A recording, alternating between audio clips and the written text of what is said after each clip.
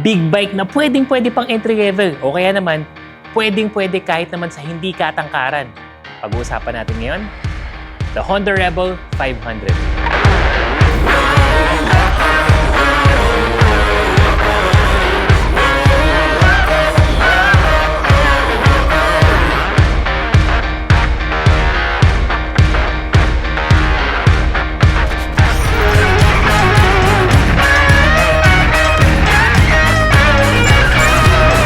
Pero bago natin pag-usapan yan, napansin namin na marami pa rin sa inyo hindi pa rin naka-follow at naka-subscribe sa mga channels and pages ng Motor ni Juan. Malaking bagay inyong like, comment, and share para mas marami pang makapanood ng mga videos natin na to. Tsaka syempre, para hindi ka magpuhagi sa mga update. Again mga brother, ito ang pinakabagong Honda Rebel 500, obviously from Honda Philippines. This is a 500cc big bike cruiser with an SRP of 399,000 pesos. Pag-uusapan natin ano nga bang meron sa motor na to? Siyempre, pag-usapan muna natin forma kasi yun talagang unang-una mong mapapansin sa mga ganitong bike. The Rebel 500 in itself is a looker kasi nga iba yung datingan talaga pa kapag vintage. I don't know, it's more on my taste. Kaya yung mga ganitong bike na-enjoy ko siyang gamitin, na-enjoy ko siyang sakyan kasi it just brings out a different feeling kapag, alam mo, you are one with the bike na ganito yung forma. Pero tingnan natin yung mga detalye ng forma ng Rebel 500. First, we have big suspension right here, telescopic fork. Tapos may ano na rin siya. May cover na rin siya na rubber, obviously for protection. Yan.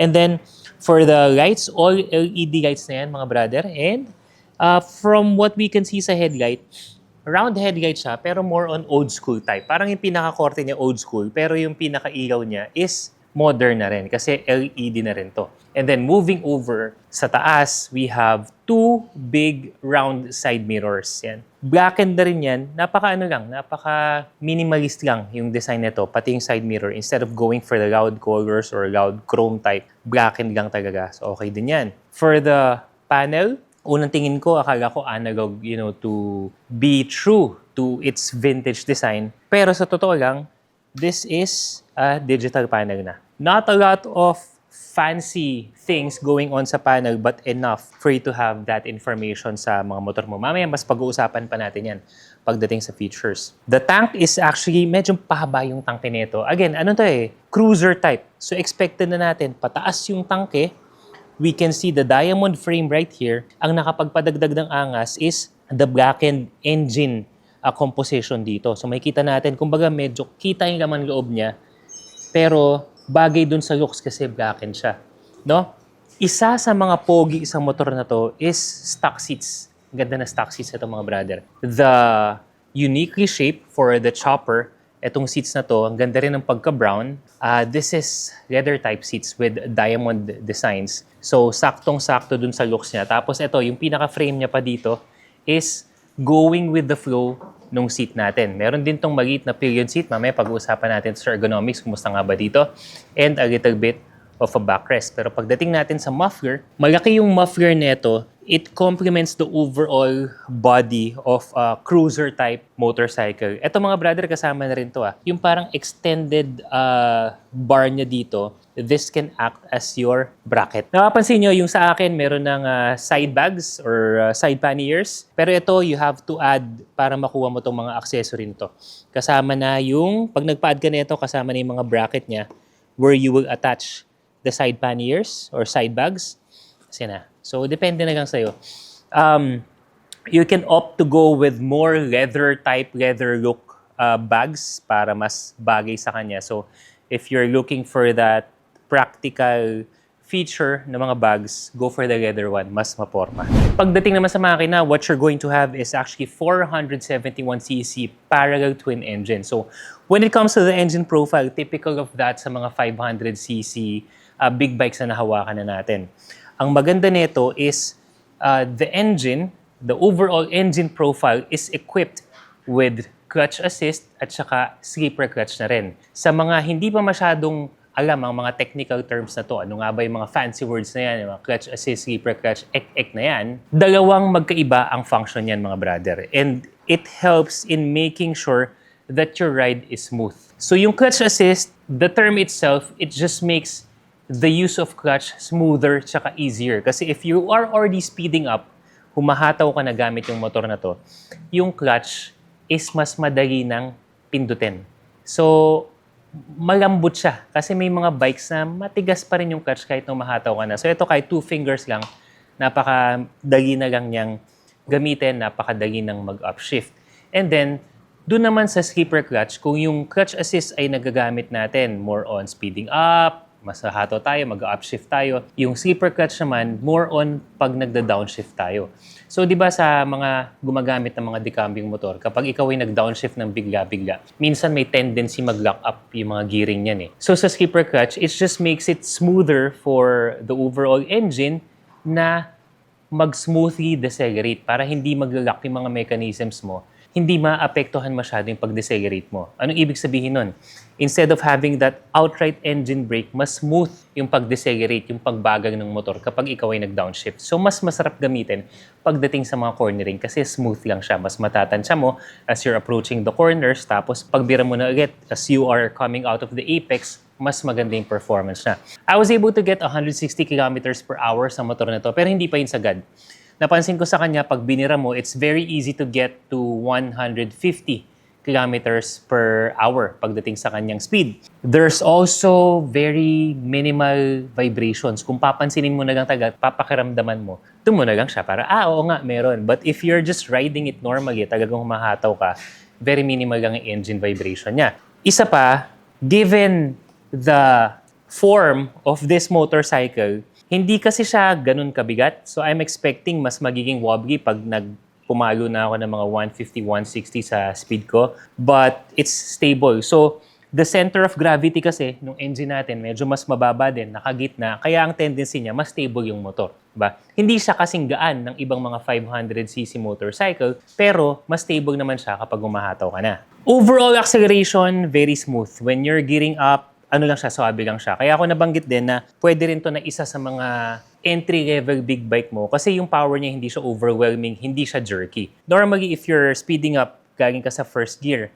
yung pinaka-jerky lang, yung torquey na mararamdaman mo is you shifting from first to second gear. But over than that, yung third, fourth, fifth, up until the sixth gear, swabe na lang siya, pero mararamdaman mo pa rin yung power. Pagdating naman sa fuel efficiency, yung actual ko, I was able to get 20 kilometers per liter. Pero ano to wagwagan. Kasi dahil sa sobrang binabagyo, sobrang tag-ulan, bawat labas ko ng motor na to, wag-wag talaga. But other users, I saw it in some of the forums, yung normal na gamit, you can get about 25 to 26 kilometers per liter. Realistically. Pero yung ako kasi more on highway, talagang binibira ko, tinitingnan ko kasi yung power niya, yun yung nakuha ko sa Honda Rebel 500 natin. Ang napansin ko rin pala, when you are gearing up, very smooth yung transition ng pag-gear, again, using the clutch assist, yung from second, third, fourth, and fifth gear. Yun siya. Kapag if you are gearing up towards the sixth gear na, mas smooth siya kapag ang speed mo nasa mga 120 kph na. That's just my observation. Kumbaga, pag shift mo sa 6, tas nasa mga 120 na yung takbo mo, ano lang, parang nagtuloy-tuloy lang yung motor mo. But lower than that, medyo kailangan niyang bumelo. Brakes naman tayo mga brother. Napansin ko lang una before we go on to the braking system is adjustable brake levers, at least yung sa harap natin. Yan. Yan. Okay? And then right in front, we have single disc brake with 2-pot Nissin calipers. ABS na rin to. So obviously, the front disc, mas malaking diameter niya. Normal naman yan. And then sa likod, natin, we also have disc brake, single pot caliper, Nissin branded. ABS na rin yan mga brother. So, for the brakes, wala namang problema. It's normally, yung mga ibang bikes na nahahawakan ko, mas sensitive yung harap na ABS, mas sensitive yung likod na ABS. But for this one, it's hardly noticeable kung ano yung mas sensitive. Kung ano yung mas mag-activate sa ABS. Napansin ko lang yan. But when I tested this, pagdating dun sa kanyang preno, mag-activate talaga yung ABS. So that prevents your braking system from locking. Mas may iwasan yung disgrasya. Now, after the brakes naman, pagdating naman sa suspension, meron tayong telescopic fork in front at saka dual shocks naman. dito sa likod, yung suspension settings nito is really just made for cruising. At least for my weight, when I'm using this, swabe lang to. You will have minor bumps along the way, hindi mo masyadong ramdam. Pero pagdating na dun sa, di ba sa mga expressway natin, hinahataw ko kasi talaga eh. May mga konting paangat, di ba? Yung parang medyo konting rarampa ka. Pagdating dun, mararamdaman mo talaga yung bitaw, yung bitaw ng suspension. Kaya bouncy. Magiging bouncy yung ride mo. So pagdating doon, I would advise slow down talaga. Hindi siya yung sobrang stiff. Hindi siya yung suspension that would balance out yung mga sudden ramps. Hindi na nga bumps ramps. Kaya dapat sa mga ganun mag-slow down ka para yung makapag-adjust pa yung suspension mo sa mga ganong tipo ng kalsada. Again, only if you're speeding up. Kaya I would recommend slow down. Nangyari kasi sa akin sa NGEX. It's still stable, pero nararamdaman ko lang, medyo bouncy na siya pag dumaan siya sa mga ganong klaseng suspension. But other than that, you can go for long rides. Obviously, komportable yung suspension na to. Huwag lang biglang dadaan sa mga ramps na during on high speed. Well, siguro, because of the profile of this bike, hindi naman talaga ito pang ratratan. It has the power, pero hindi ito talaga made for ratratan in terms of the overall settings for this bike. Pagdating naman sa gulong mga brother, both tires, rear and front, are wide enough. Makita natin, base dun sa treading niya, it's really built for city, mga urban cruises natin. Ayun, diba? Hindi masyadong makakapal yung threading, hindi rin masyadong malalayo yung kanyang agwat, but wide enough for us to handle yung mga sudden, mga hindi pantay na kalsada, yung mga ganon. Gaya na sabi ko, itong mga nakarang araw ay nagamit ko to habang umuulan, basa ang kalsada dahil sa sama ng panahon. Walang episodes kung saan nadulas ako, so I don't think you would need to upgrade your tires right away upon buying this. Again, para doon sa mga nako-curious kung gaano kataas itong motor na to, you can use me as a reference. I am 5'10" in height. Isa to sa mga mabababang motor that you will find in the market. Not only pagdating sa big bikes, kahit isama mo yung mga smaller displacement scooter, isa to sa mga mabababa. So, just look at the ground reach and the seat height na meron tong motor na to. So, ito lang siya mga brother. Just for context, may tatawagin ako na mas mag-eat sa akin, yung anak ko. Okay. Etong anak ko mga brother, nagmamotor na rin to eh. Marunong na to magmotor, siya manual. Ano height mo? 5'3". 5'3"? Hindi ka ba 4'11"? 5'3". 5'3" daw siya eh. Paniwalaan ko. O sige, sakay mo nga. Para lang matansya ng mga brother natin. Baba? Baba pa rin? Sige. Okay na? Ayos ka na. So, para sa mga interested who are 5'3" and below, nakita nyo naman, di ba, si Fort, ano pa rin, naka-bend pa rin yung legs niya. Ibig sabihin, hindi niya kailangan tumingkayan. So, ano to? Kasi mababa talaga seat height nito. And then, for the overall riding ergonomics, yung una kong ginamit to, I'm expecting for this bike to be a little bit on the forward control. Yes, medyo forward control siya. Hindi siya standard na nandito. Pero hindi siya yung katulad ng ibang mga cruiser na mas nakaabante dito yung placement ng paa. For a little bit of forward control, yun ang masasabi ko. No? Yung seat naman nito, sakto. Yung shape niya, naalala niyo yung nakita natin kanina, yung shape niya sakto dun sa puweta natin, kaya saktong-sakto. Ngayon, pagdating sa angkas, ito yung magiging itsura niyan pag may mga OBR kayo. So the foot pegs are decent enough. Hindi naman masyadong maliit, pero okay na rin, practical. And kapag angkas nyo, kung sino mang kapamilya nyo, OBR nyo, ganito yung magiging itsura nyo. So the rear seat is not that wide. Yung lambot niya, parang saktuhan din lang. No? So tara, Fort, sakay ka nga. Ayan natin pag magkaangkas tayo. Saan tayo punta? So ito yung itsura kapag umangkas na. Tapos yun nga, napansin nyo, meron na siyang built-in na konting backrest. Paano pag sumandal ka? Yan. So pangpahinga lang, obviously, di ba? So pangpahinga lang. So that's how it looks. And then when it comes to the handlebar, it's a little bit on the front end. Kasi kung super relax, I'm expecting ganito yung position ko. Teka, ano ko. Yan. Kung super relax ang gusto mo, I'm expecting medyo ganito yung position ko. Upright talaga. But it's a little bit here. So yung likod, hindi siya ganun na parang sobrang upright. Pero hindi rin naman bothersome. So okay pa rin naman. And then, you have wide handlebars for control. Ang napansin ko lang, pagdating sa turning radius niya, which is common naman sa mga cruiser type bike, limited yung turning radius. So pag mag-U-turn ka, medyo maliit na eskanita, bubuelo-buelo kang konti. No? And then, nung humahataw ako sa NREX, sapo mo talaga yung hangin, which is common. Diba? Wala tong windshield eh. Although there are aftermarket windshield na pwede kang mailagay dito na hindi, kumbaga magsasakto pa rin yung forma niya dun sa pagka-vintage ng bike. So ganito siya mga brother. So okay siya in terms of comfort. Diba? It's not awkward or anything like that. Ang napansin ko lang sa kanya mga brother is when I am speeding up, normally kasi when we ride our bikes at kapag tayo ay humahataw na, ang puwersa, di ba? Alam naman ng mga marunong magmotor niyan, ang puwersa wala sa kamay. Ang puwersa natin should be clamping the tank. Yan.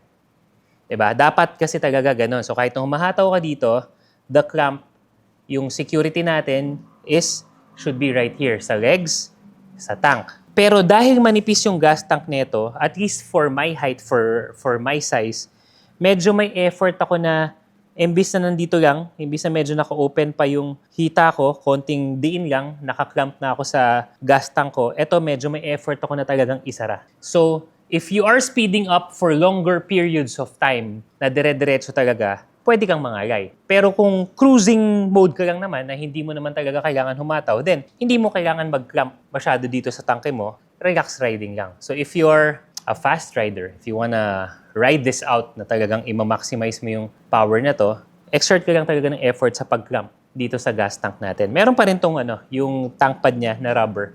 Tapos yung parang may corrugated or textured surface para mas ma-grip mo. Yun nga lang, for extended period of time, medyo mag-slow down ka na lang para hindi mo na kailangan masyadong mag-clamp dito sa tangke natin. And I don't know, for the Rebel users, pwede bang mag-comment kayo if there are options for your handlebar na medyo papasok dito.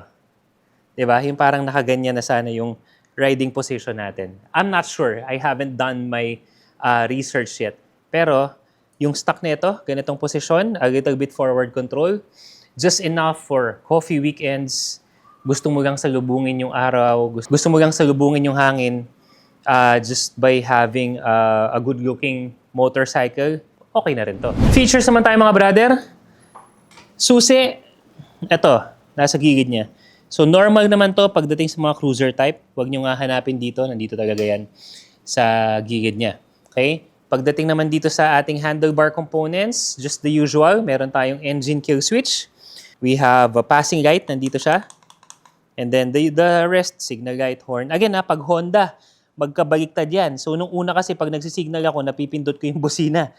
Baliktad. So pag Honda, yung signal light niya nasa ilalim. Alright? And then may hazard, switch na rin to mga brother. Yan. So, pagdating naman dito sa kanyang panel, it is what it is. It doesn't have a lot of high-tech components. Gaya lang sabi ko, pwedeng analog na rin siguro to. I mean, I'm just saying that if what you can see is your fuel gauge, your gear indicator, your speed, and the clock, apart from yung mga trip meters na ganyan, then ako, just for pogi purposes lang naman to, not function. For pogi purposes, I would have kept this analog. Kumbaga kung design lang. Pero yun nga, siguro it's just trying to blend yung modern digital panel dun sa round vintage look ng panel. So it still works. No? For the gas tank, you will have over 11 liters worth of capacity dito. And then meron din pala tayo ditong charging port pero wala pa siyang USB slot. So you would have to buy yung adapter. Yan. So at least meron na rin. Diba? So again, this is not a techie bike. This is not a futuristic bike. Looks pa lang, alam mo, this has an old school vibe into it. So that's the actually identity of the Rebel 500. You will buy this because you just like the feel of riding a timeless designed bike. And maaari sabi ko nga kanina, nung umpisa pa lang, if you're someone who is entering the big bike market o kaya naman medyo kapos ka sa height, then this can be one of your option. Or maybe a second bike na tipong gusto mo lang mag-coffee-coffee, weekend rides, chill lang, hindi ka naman sobrang sasabak sa yung mga tropa mo mga tipong nagwa 150, 200 kph o kaya naman hindi ka naman talaga sasabak sa mga adventure rides. Gusto mo lang is just going from point A to a long point B dahil komportable sa akin tong bike na to. Then the Honda Rebel 500 can be a really good option, especially at its price point. And that's our motorcycle feature for the day, mga brother. Again, this is the Honda Rebel 500. Meron tong kapatid na 1000cc version. Siguro sa susunod ma-feature natin yan. But in the meantime, ano nga ba ang sa tingin nyo? Sulit nga ba ang Rebel 500 para sa inyo? I-comment mo sa baba at pag-usapan natin yan. In the meantime, para hindi ka magpuhuli sa lahat ng mga motorcycle news, reviews, and tips, be sure to follow lahat ng mga social media pages natin. Katulad ng TikTok, Facebook, Instagram, and YouTube. Till the next video, mga brad. Salute!